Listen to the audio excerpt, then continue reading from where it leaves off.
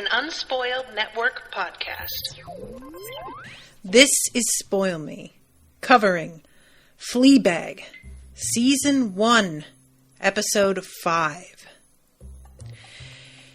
In this episode, it is the anniversary of Fleabag and Claire's mother's death.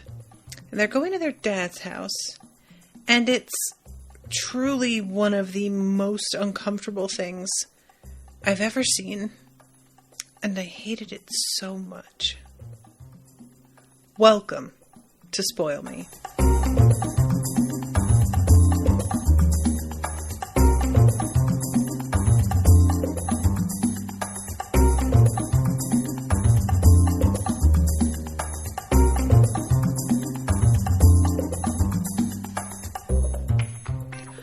Welcome to the show, everyone. I am Natasha. Thank you very much to Gabriela for commissioning this episode. What's up, Gabriela, if you're out there? Okay. First of all, something that I am realizing I don't have the same kind of experience with as other people. Gabriela is here in the chat. Hi, girl. I am not from a waspy family. I'm from a wannabe waspy family on my mom's side. My dad's side obviously is Colombian. And they deal with things very differently on that side. My mom's side pretty much decided that in order to avoid, I think, these kinds of interactions, they would just all move as far away as possible so they would never have to see each other anymore. Which is a tried and true method. I mean, that shit works. That's why people do it. We're planning on doing that ourselves. But this sort of family interaction where everything is so fraught and passive-aggressive and unsaid but still understood is just my nightmare. And I just don't, this is the sort of thing that I think, I was reading a meme, but it was like one of those memes where it's like a Tumblr post with a series of replies or something.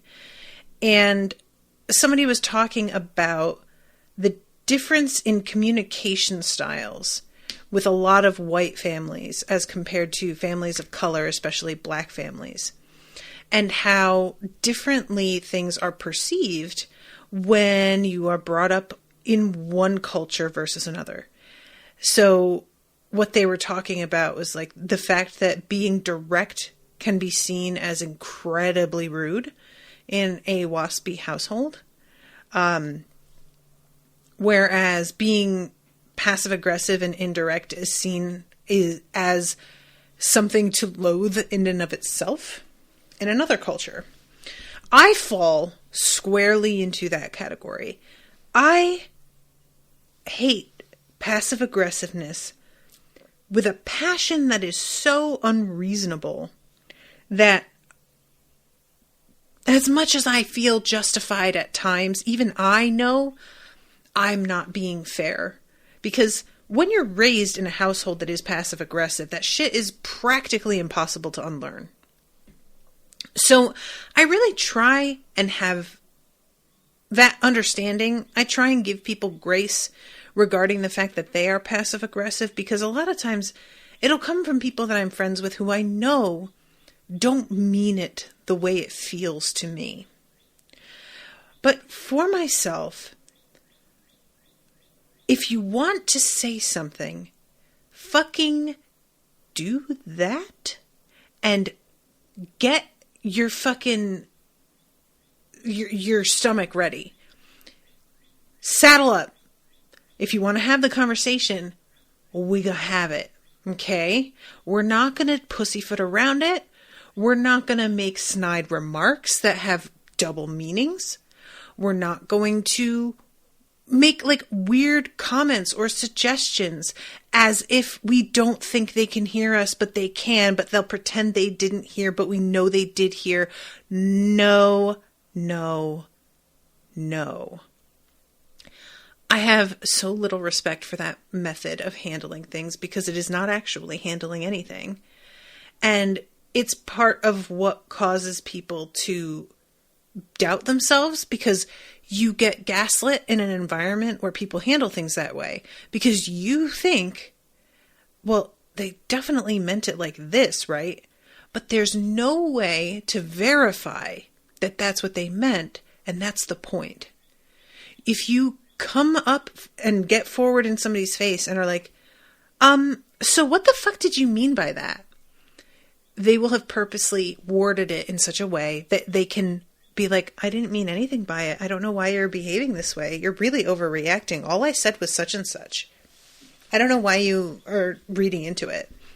And that turns into a person who constantly doubts themselves, wonders if their version of events is correct, thinks that maybe I am overreacting, maybe I am oversensitive, and grows up to think that passive aggressiveness is the only acceptable form of communication, because direct communication was received so poorly and was never demonstrated to them by authority figures.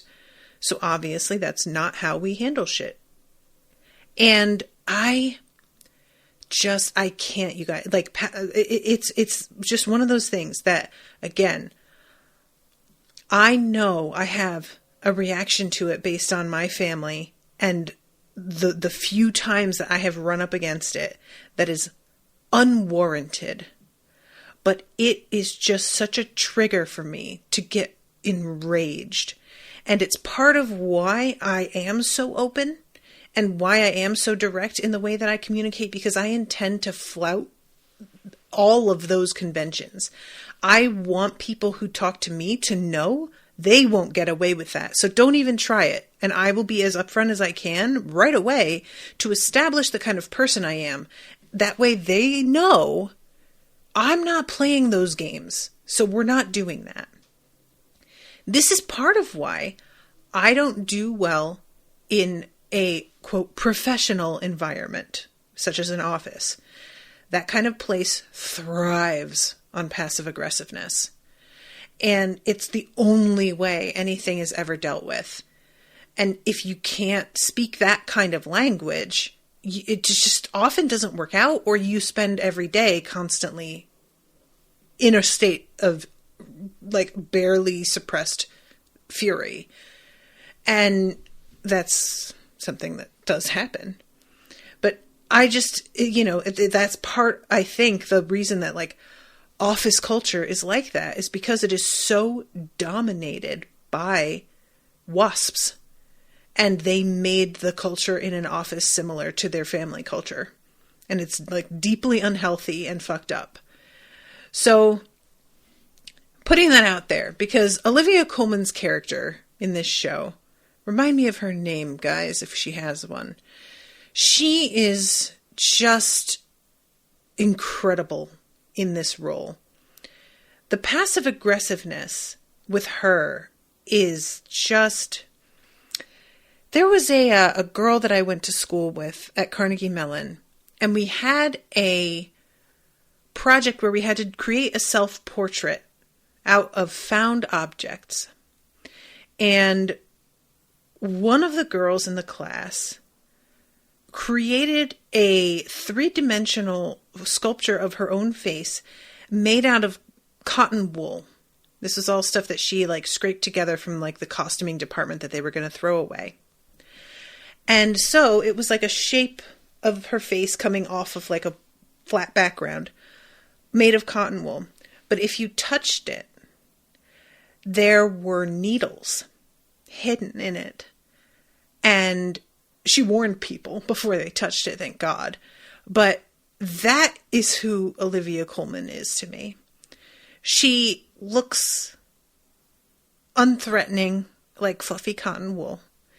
She has this whole artistic thing and is actually talented, unfortunately.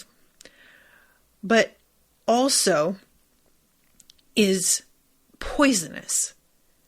She is a toxic, self-absorbed infant. And just so incredibly judgmental that the kind of judgmental that she is, unfortunately, feels very familiar, because I am also this way sometimes. And that kind of judgment is always hand in hand with anger. They go together. You just can't help it. And yet, she almost always presents a serene front, which means that she is boiling with rage, but she isn't ever expressing it, which means that shit is going to pop sometime. And we see it a little bit this episode, because she fucking slaps Fleabag across the face. And honestly, I was so pissed that Fleabag didn't slap her back. I really thought she might. I really did.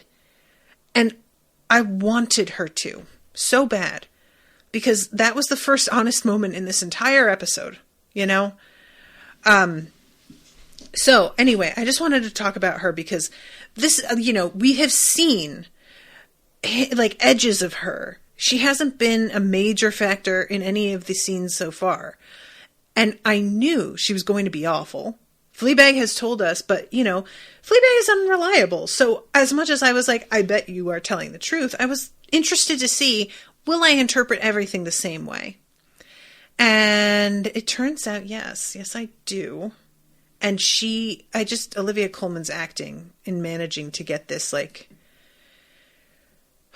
God, she is just so good. So we start off the episode with Fleabag getting a breast exam. This is one of those things that I'm always fascinated to see the way it's done in television, also like with other people. Because the way that it's happening for her is she is just sitting on the edge of, I guess, like a medical table or something. And she is topless and he's just massaging her breasts when she's sitting up. When I have had breast exams, it has always been on my back. I've had like a paper vest.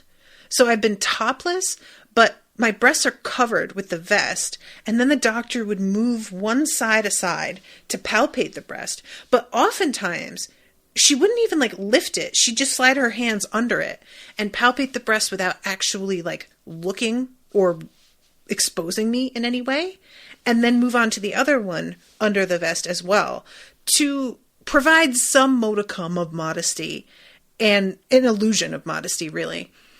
And I find it really interesting to see that it's done in such a different way in this scene. I'm assuming it's just like a doctor's preference, or maybe like the feedback that they've gotten from their patients on what they would prefer. But personally, I feel like laying back on the table feels like it makes a little bit more sense in terms of like being able to see and having some pressure behind you so that when they press, you're just on the table and you're not going anywhere, versus sitting up and they're pressing, you're moving, Anyway, it's not important. I was just like, I always do that thing that all of us do on some level where we just assume the way that we've had something done is just the way it's done. And until we see that another person has a totally different experience, it doesn't even occur to us that something could be done a different way. And it's just really, it's very self-involved. So she is like behaving very immaturely here. It's obviously super awkward for her, and she's trying to joke around with the doctor, but she can't like get him to engage with her on it. And as somebody who frequently like jokes around, I know what that's like when you meet somebody who isn't willing to like go into it with you. It's rare. I almost always, people are, at the very least, they feel pressured to engage with me to not make it awkward. But every now and then you get somebody like this where it's just more that you are an annoyance to them. And she asks her about her sister because her sister came in, and she, when she's like, it turns out that these like exams are something that her father ensures that they do at the same time every year because of the fact that this is what her mother died from. So he is very paranoid about it. And it's a weird thing where her father is like obviously genuinely concerned about them, but also like wants nothing to do with them. It's really a wild combination. And when she asked the doctor, how is she? Have you seen her? What's going on with her? He says, she's fine. Why? And she says, I just can't get a hold of her. And this is the first episode since she's told Claire about the fact that Martin kissed her. So I was just dying at the end of the last one, you know, like what is Claire going to do? And I'm delighted by the end of this episode, but I'm not entirely sure that I can believe it. We'll see. So at one point she asks, she says to the doctor, bet you look forward to seeing Claire. Whole lot more to touch, if you know what I mean. And I'm sorry. It's just that there are worse jobs. And he takes his glasses off and says, look, I check for cancerous lumps in mammary glands. Any pleasure I derive from that is entirely dependent upon whether or not I am about to save your life. And that pretty much like shuts her down, especially followed with, you can put your clothes back on. It is just such like a complete dressing down. I really enjoyed this moment, to be honest. I found it really funny. So the night we see her sprinting to the house, she's meeting up with Claire. They are determined to go into their father's place at the same time, which, yes, in these sorts of situations, this is precisely how you handle it. You don't go in there and wait for the other person to show. You wait for them and you go in together, because being by yourself with them is fucking atrocious. So yeah, Mum's memorial lunch. Visiting Dad is hell for Claire. I see it as more of a sport. And Claire says something about how it's so inappropriate that she should be here. So that's our first clue. Evidently, Godmother is not here every time that they have these, because it's, you know, like I said, a yearly thing. I'm trying to remember if they say just how long it's been since their mother's death. Do you guys know? I love to Claire saying, don't tell Dad about Finland and don't provoke her. Let's just get out of this alive. But indeed, that is exactly what Fleabag does. Both provokes Godmother and tells Dad about Finland. Karen says, I don't think they say at this point. Okay, cool. Just wanted to check. Oh, God. Godmother answers the door. Girls. They brought flowers for their father. And the Godmother takes them. How lovely. Aren't they stunning? Let's just leave them there. And she puts them out on the steps and invites them in. You guys, look. I don't want this whole show to turn into me going, here's what I would have done. But here's what I would have done. I would have picked that shit up and said, no, I'm not leaving the bouquet I brought for my father on your front step. And that would have been that. That's it. Because the thing to do with somebody like this, like Godmother, is you get so direct that they are forced to then deliberately say what they want, and they hate that. Really passive-aggressive people want to constantly softball curve around everything. They want to never actually say the thing. So if you put them in a position where they have to definitively say, I want you to leave that outside, instead of, let's just do that, shall we? Isn't that lovely? That, she's like engaging you to make it seem as if you agree. Isn't that lovely? And then you nod and say, because you feel pressured to, and that way later she can say, well, she agreed that it looked nice outside. No. You take the power out of their hands. They are using the fact that you don't want to create a scene against you. So what you do is you create half a scene, and they can create the rest of it if they feel like it, which they almost never do because they are cowards and manipulators. That's the only way. That's the only way. So it just drove me nuts this episode because I know the whole point is that both Fleabag and Claire are passive aggressive also. And that's part of why this family is the way it is that nobody actually has the confrontation until later when even that's not really one. But it's just torture to watch. I can't. And this happens over and over and over and over again.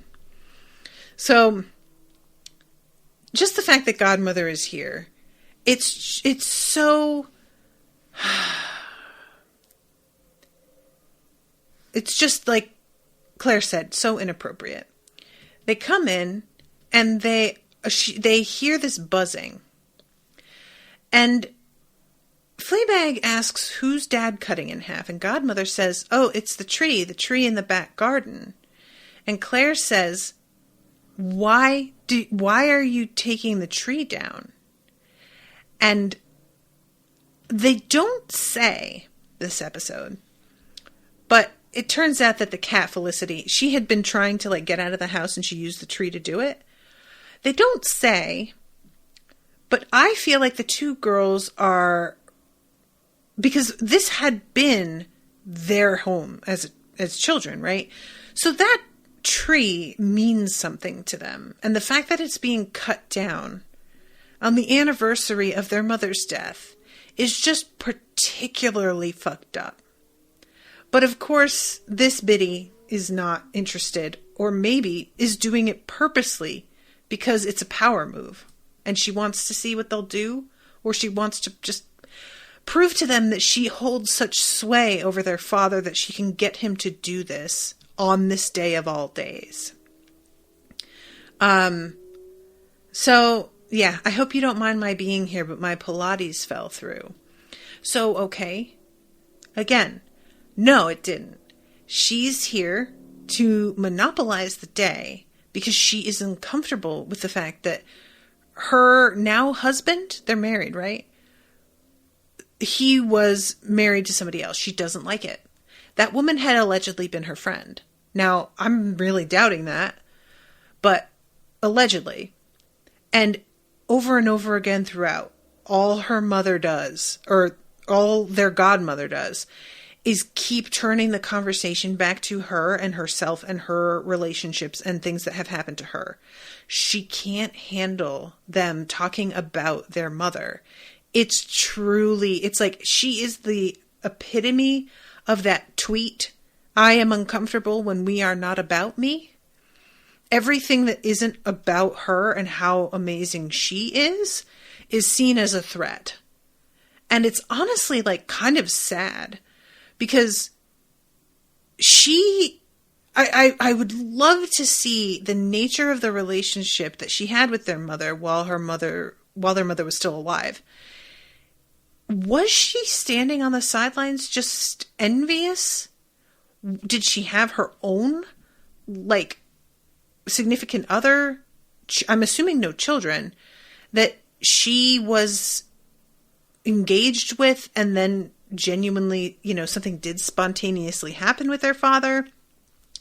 Or did she sort of just swoop in without actually having anything established of her own and take over another woman's life? Because that's how it feels.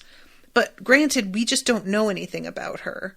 So it's impossible to say. It's just really, the feel of this is she would like to pretend their mother never existed at all, is really how it seems to me. She doesn't want to be their mother, because that's a different thing that could happen, where somebody is almost wanting to take possession of things in such a way as to replace the person who was here before them. But it's not even that, because she doesn't have the interest in them. And she doesn't want her husband to have the interest in them either. It's very clear. She wants to take over and control. And it's just a whole other animal. So this whole thing is just so fucking infuriating. When they are all sitting in the living room together and it's dead silent. Y'all, I mean, we've all been in this situation, right? Where nobody is talking. And normally I'm okay with being the one to break the silence, but it can be really hard if I'm not the person, like, you know, if I'm with Owen's family, for example. Now I think I would feel more comfortable breaking the silence because I've gotten to know them well enough. But like a couple years ago, And it's just, there is nothing as excruciating as that kind of silence. And Claire says something about how she likes this cushion, this huge, hideous cushion that's on this chair. And Godmother says, thanks, it's an original. But I don't know if they have any idea of like, what? An original who? An original... yeah.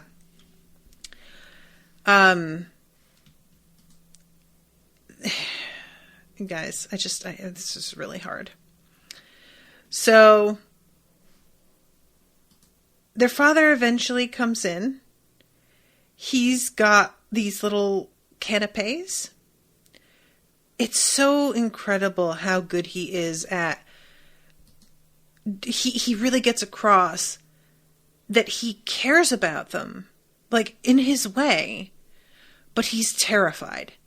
You know, that's really what it is. There is this deep fear in him and this cowardice combined with it. There's a sense to him of, like, being almost relieved that Godmother has taken the reins on everything, because he doesn't want to have to be the one to make a decision. Do you know what I mean? And it's always fascinating to me to watch relationships, because we all pick people because we want a certain thing in our lives. And sometimes that's a positive thing. We're looking for somebody who cares about us, who will stand up for us and be on our side. We want somebody who will love and support us. Sometimes it can be because we want somebody who reminds us of a person that we used to be with.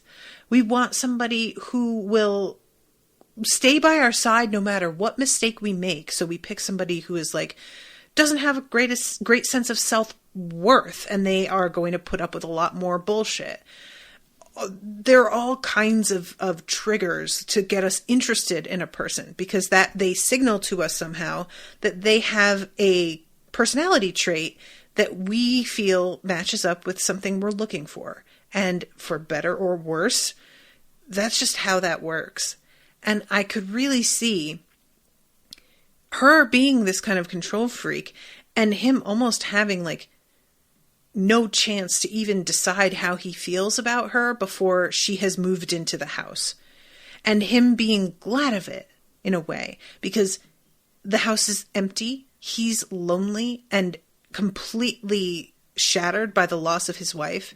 And here is this woman filling the space, filling the void in his life, and making it so that he doesn't have to think about it. He doesn't have to have any agency here because he doesn't want it. And, you know, like I understand that feeling to a degree. It's just, it's the kind of thing that I could excuse feeling this way and be like, no, I get it. If it were for a year or so after his wife's death. Because when death affects people in really crazy ways. I mean, my father had died, and that pretty much spurred me to like just blow my whole life up. You know, it was after my father and my grandmother's death that I wound up like splitting up with Owen or with Brendan and moving away and going back to Connecticut and then coming here. And I have another close friend who a similar thing happened. Her mother died rather unexpectedly, and she wound up having an affair and breaking up with her husband and moving out on her own. And it was a whole thing. Like, death makes you reconsider the way that you've been living your life, really, because it just forces you to confront the fact that you're going to die and something has to be done because you've been unhappy for a time, and who knows when you're going to go, and you better do something about it. But it would be one thing if he allowed himself to be sort of carried by this over-controlling woman for a time, and then came back to himself and was like, you know what? I got to take control of my life again. Like, I appreciated what she was bringing to the table, but it's not healthy anymore. But instead, he has never come back to himself and taken the reins again. It doesn't feel like. And it's so tragic in a way, because you can understand how this would happen. How fear just winds up causing you to take no steps in any direction. You just stay where you're at and hope nothing changes or goes wrong. And that's just not a way to live. It's really sad. It really is. So yeah, he asks them if they've got a drink.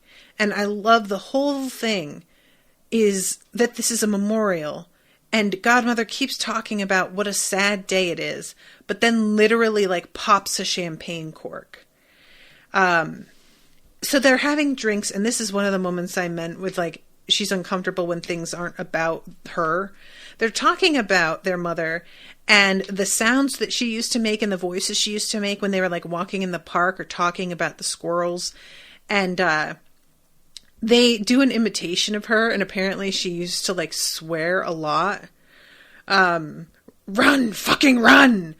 And they're all laughing together, and they're having a genuine moment here of connection with their father, which is so rare, you know? And then my ex did a similar thing. Voices and fun. Really, really funny man. Just completely takes the fucking wind out of the whole thing and brings it back to herself.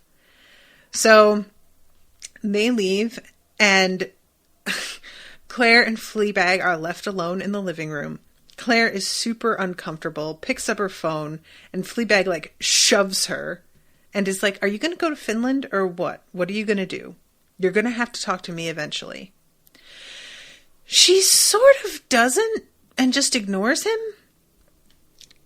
Or ignores her. And then Fleabag says something like, she's braiding her hair. Either she's on her period or some serious shit's gone down. She always does something slightly different around her period. This is so funny because I read several articles about how before their periods, women tend to wear more makeup because they are ovulating. And so unconsciously, they are more interested in their appearance around the time when they're fertile.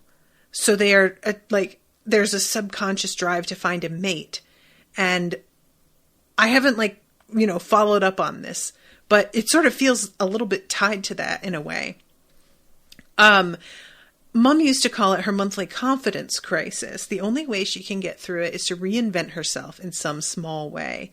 And we get this awesome scene of her walking into the kitchen in this like full body stocking, and the fucking look that she gives both Fleabag and her father. And this body stocking, bitch might as well be naked. Like, you could see every fold of her body. It is incredibly awkward. I could not be around a person that was wearing a thing like this. I just couldn't do it. I would die laughing.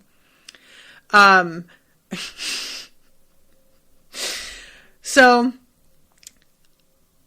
I think this is when they, oh, right. She pulls out the statue and is like, I need you to put this back where you got it from. I don't want it in my house. I'm doing you a massive favor. She could really go to town on you for this.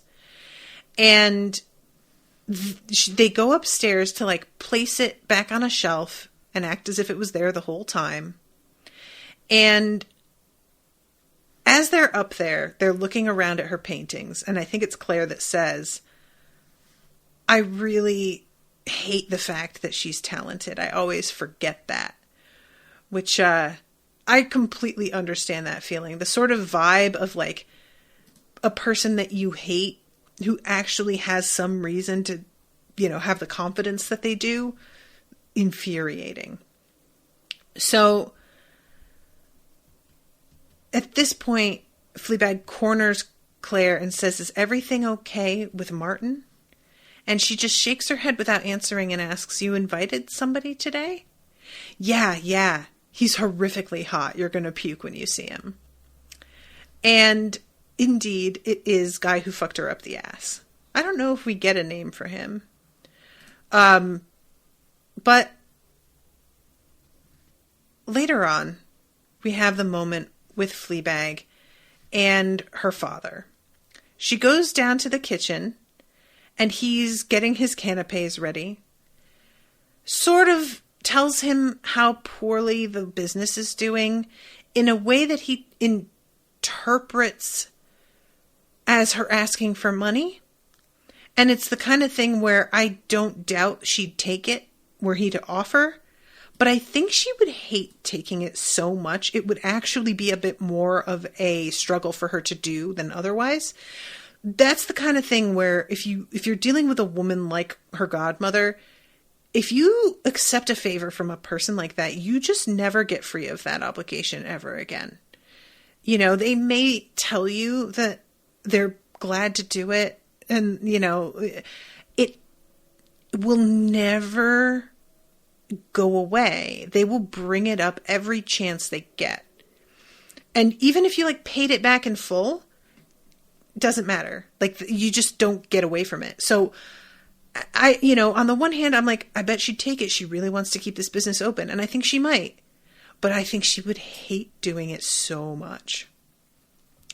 So she's talking to her father and he says something about how, things are, we're a little bit tight in the purse strings too.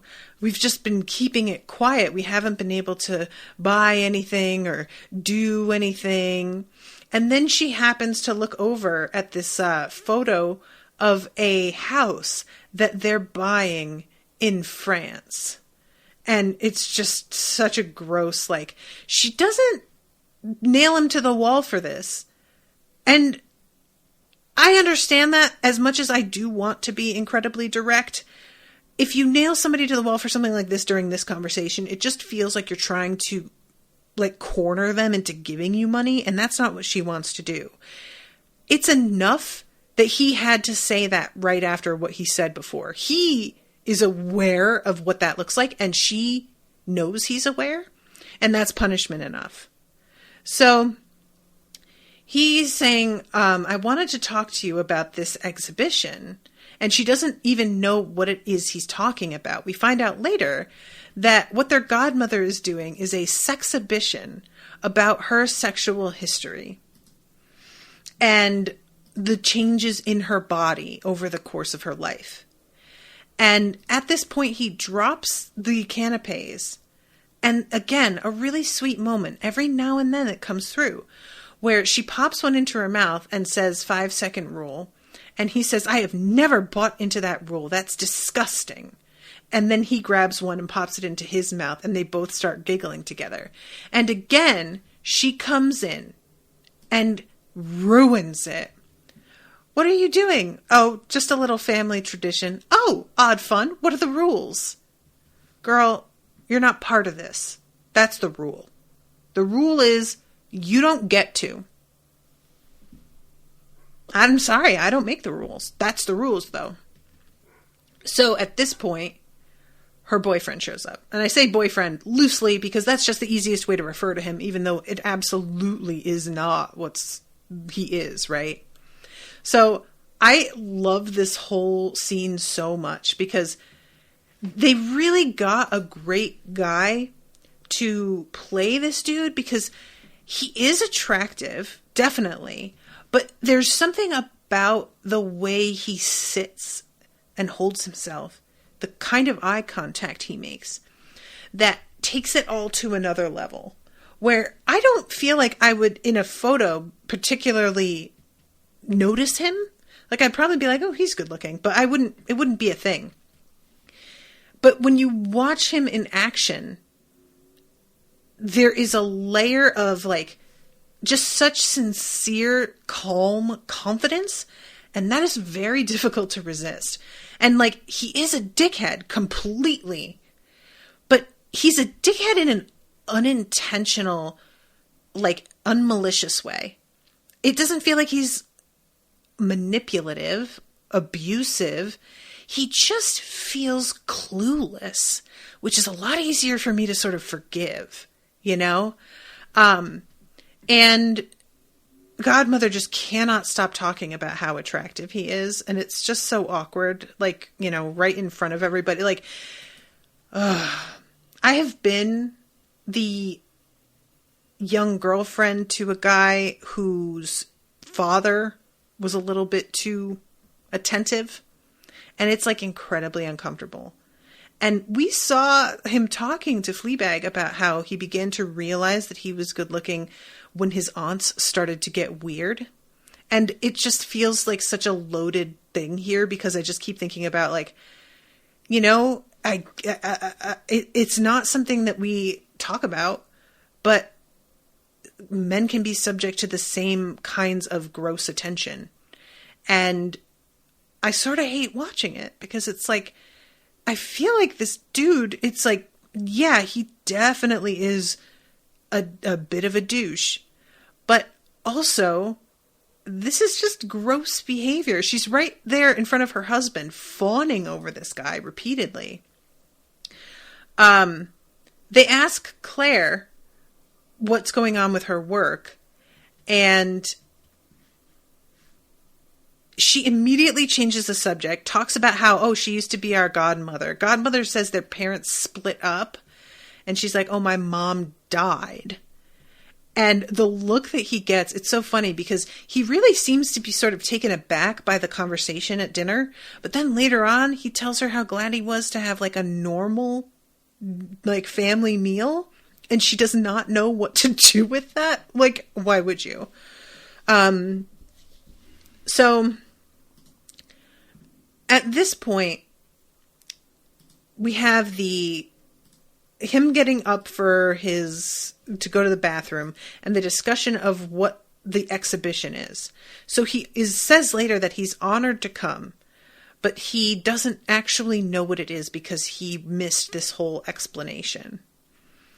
And this whole thing, the conversation about how I think it's very important for women to see the changes in my body. God, this script is so good. So finally, Fleabag just blurts out about the promotion that Claire got. And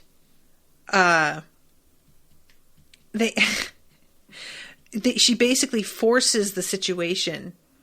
Oh yeah, she was up for a promotion for Finland. She got it. And Claire says, for fuck's sake,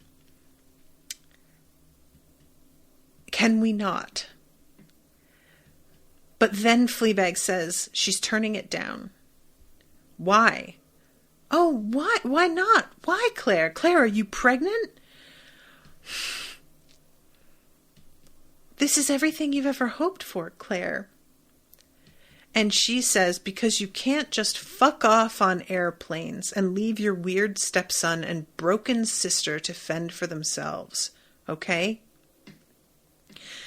This is such a moment, because I think that it had never occurred to Fleabag that she was a factor in Claire not wanting to leave.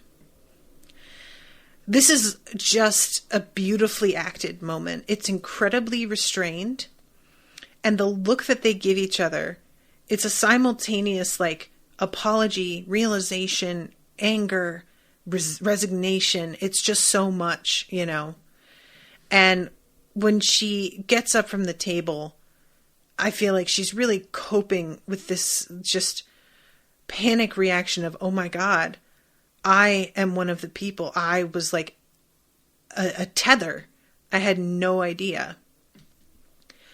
So, and not only that, but the fact that she put her sister on blast in front of everybody when that is specifically what her sister asked her not to do, and used her in a way as a means of just sort of like stirring the pot because she wants to do that. As she puts it, she looks at it more as a sport.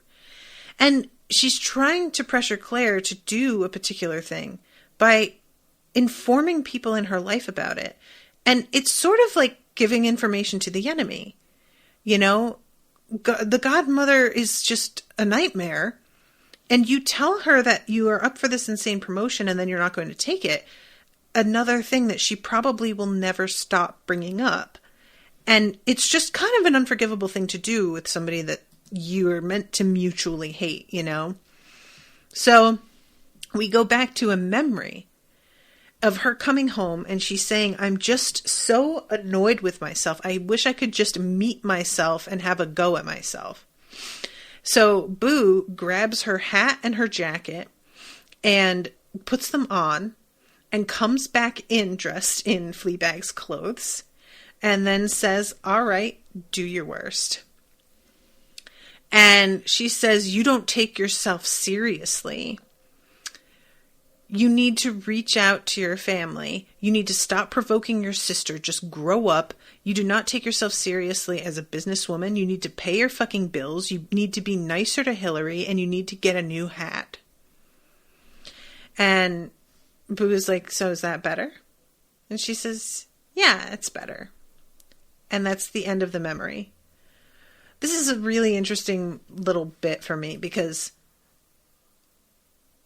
I am the opposite of this, where this is all that my head is all the time, is me yelling at myself constantly.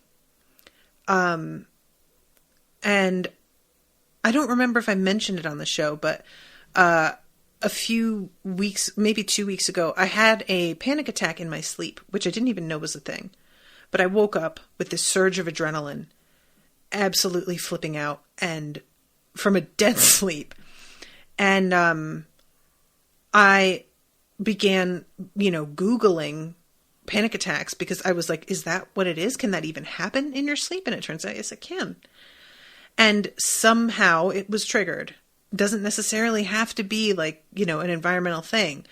But I was looking it up and I finally went down this rabbit hole and discovered something called obsessive compulsive personality disorder, which is different than obsessive compulsive disorder, where the difference is mainly meant to be that somebody who's obsessive compulsive does things they don't want to but can't help. But somebody with OCPD believes they're doing the right thing when they do it. And a major part of that personality disorder is being obscenely demanding of yourself and others to a degree that is impossible to reach by like any standard. And thus that drives people away from you because they can sense that you're judging them and that they don't meet your standards. And it also makes it so that you are never satisfied with your own progress on anything because you have such a completely unachievable standard in your mind that you'll never reach that. It won't happen. You're a person, not a machine. And that just rang so true for me. And I haven't, gotten diagnosed. I haven't talked to anybody about this, but it was one of those things where reading the list of symptoms of it, I was just like, oh my God. It was like somebody finally saw me in a real way. And it was very frightening in a way because I was just like, I always knew that thinking this way wasn't normal, but I just thought that I was just like kind of meaner than most people or something. And it turns out like I am, but there's like a diagnosis behind that. So this scene where her friend is encouraging her to like yell at herself and her wanting to do that and it feeling like cathartic because she's getting things out that she doesn't say is alien to me, because all I do every day, all day, is criticize myself. There is not a list long enough to contain what I can find fault with throughout the day. You're not standing up straight enough. You didn't get all of your editing done. You haven't replied to those emails. I can't believe that you ate that. I can't believe that you did this. I can't believe you didn't do that. I can't believe that you said this thing. I can't believe that you still haven't talked to them about that.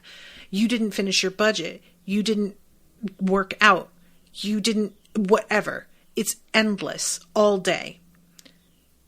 You're too slow. You're too obsessive. You're a workaholic. You don't prioritize your relationships enough. You don't prioritize yourself enough. It's just boom, boom, boom, boom, boom. And all I do is field those like criticisms mentally all day.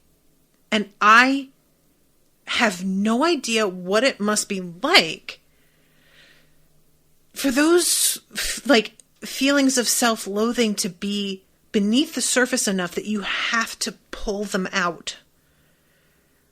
Because it's just, it's a scum floating on top for me. There's no digging required. You need a skimmer, and it's going to be there, and it's going to keep coming up. And so this scene, like, my reaction was, oh, girl, be kinder to yourself. Give yourself a little slack. And then I realized, like, no, that's me. I need to do that. Somebody like her does that too much. That's her issue, is that she doesn't hold herself to any sort of standard. Maybe in response to other people being too harsh with her. Who knows? We don't really know a lot about her history beyond the very bit we've seen with her and her sister and her father. But it was just kind of a reminder to me that, oh, we all have like completely different demons, and we can commiserate on the fact that we don't handle shit well. We're not doing our best sometimes, but the ways in which we don't do our best are vastly different. It's just, like I said, it was like an alien thing for me to watch somebody yell at like themselves, so to speak, and it actually feel better afterward. That's not how I live. And it's weird to imagine that, because I feel like that would have to be an improvement on the way that I live. But I don't know, I think that because it seems like a relief, but it's not really. It's just different. So anyway, this is when the cat comes in, and she winds up opening the window and putting the cat outside to let her run away, because Felicity is very expensive and she wants to provoke or at least punish her stepmother in some way. So honestly, there was a part of me that was like, I love this. And another part of me was like, oh, that poor cat. That cat, I hope she gets like found by somebody else. Does she like take her collar off before you put her out there? I don't know. So then we have her douchebag boyfriend, so to speak, talking about the artwork in this house, how amazing it is. It's exactly what she wants to hear. Like, she loves being around this guy because he is the same sort of faux deep that she is. And honestly, I would not be surprised if they like wound up having a weird affair, or at least like a kind of affair, So this is when she asks about Fleabag's restaurant. And your father tells me you're struggling. Well, I think we all are, he says. But I mean, now there's only one of you. God, I can't imagine what you've been through. And boyfriend, what, have I missed something? And she says, well, her dear little friend left her to run the cafe on her own. Claire immediately says, Jesus, and puts her head in her hands, because the wording of that, left her to run, she makes it sound like, oh, she ran out on her and went and like moved somewhere. Then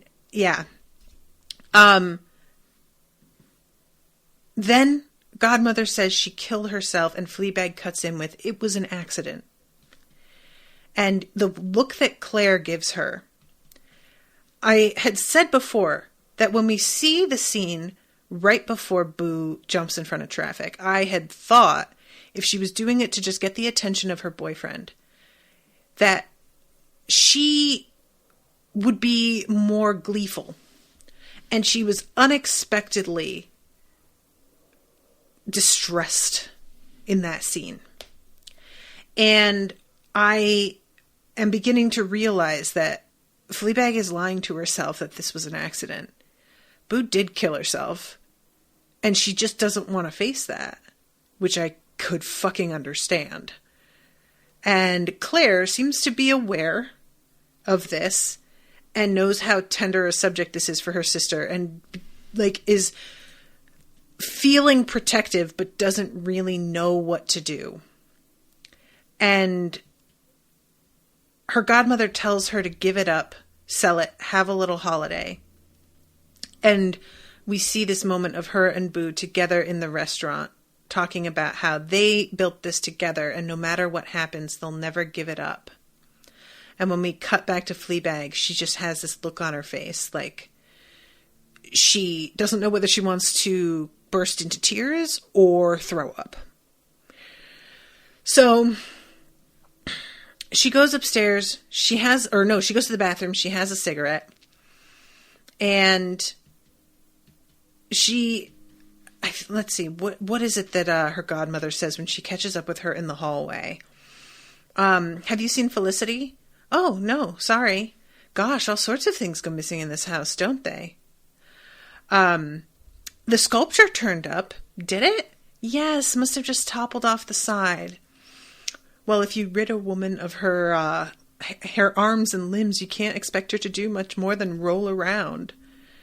So then she stops and stares at her and says, "Your father and I often say, when you've had a few drinks, you're so like your mother." And she sort of smiles in this like, I can't fucking believe you said this shit. And just shoves her backward. And godmother straightens up looking shocked and slaps her across the face. And her father walks in just at that moment, sees her get slapped, and says and does absolutely fucking nothing. Because he's a huge coward. So, the party's moved to the hallway. Always a good sign. At this point, Claire comes to the rescue. Does anybody mind if I head home? My stomach. Yeah, I am probably very ill. You too. Come on, let's go. And astonishingly, she's got the side of her face is all red from this slap. And we're just gonna act like that shit didn't happen. We've all agreed. This scene proceeds as if this shit did not happen. Which is the way this shit works. It's insane. I've seen it, but it's always been like sort of from a distance. And it still blows my mind that this is how people cope with shit. It's just literally act like it's not happening. Like, how? But it's extremely common. And they like leave and she smiles at her and says, "See you at the sexhibition. I'll definitely be there. I will definitely be there." So again, it's just this sort of sense of what like it's almost like she's trying to say that going to this exhibition is the punishment she's going to inflict on them. I can't, like, I don't know, because it's never, you know, it's the worst. I hate it so much. So yeah, just God. And even like down to the last movement, they're standing there waving to the two sisters on their, front steps, and their father's waving. And the godmother turns around and like grabs his arm and pulls his arm down to stop him waving anymore. Like, she can't just let him finish a wave to his own daughters. She has to put a stop to it for the, like, you know, it's just, the control is just, it's really, so fucking what's his face, is very pleased to have spent the day with a quote normal family. I feel quite emotional. Will you stay with me tonight? And she says, sure. And he goes off and she stands and talks to Claire. She tells her, oh yeah, he's the one who fucked me up the ass. Oh yeah, I totally see that now. So she looks at Fleabag and finally says, listen to me. I am going to leave Martin.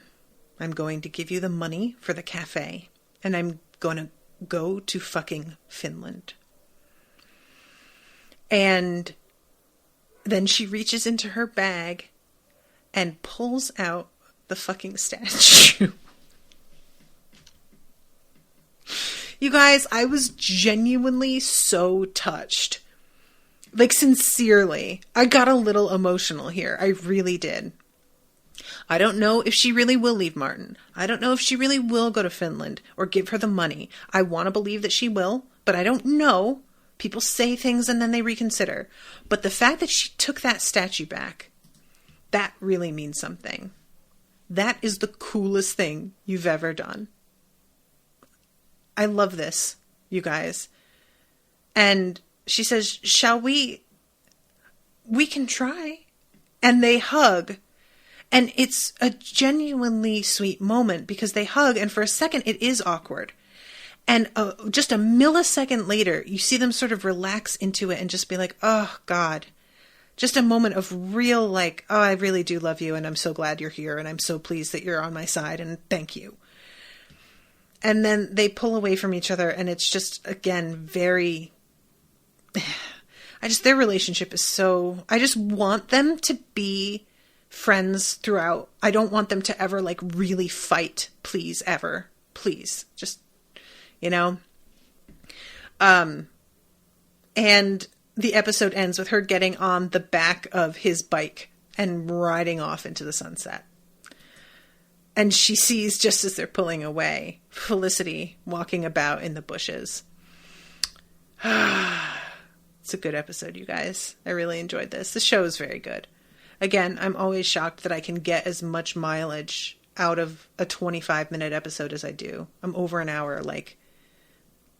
How? Karen says, next episode is the season finale. Oh my God, is it? Jesus, I didn't even realize. And how many seasons are there? Well, I'm going to look at this for a second. Seasons 1 and 2 included with Prime.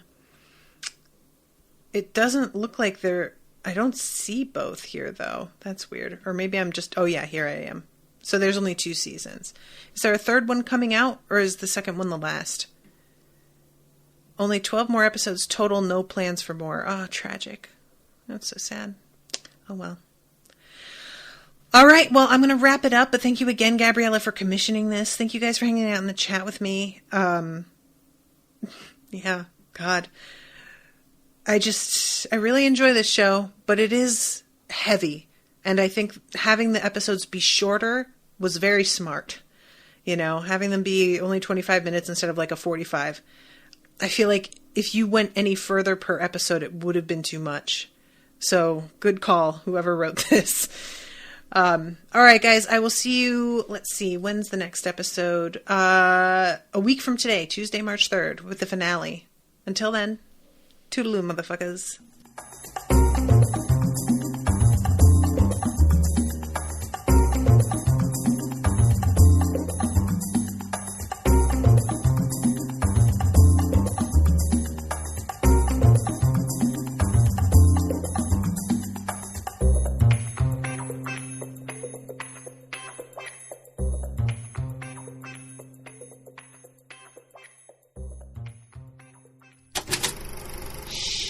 That was an Unspoiled Network podcast.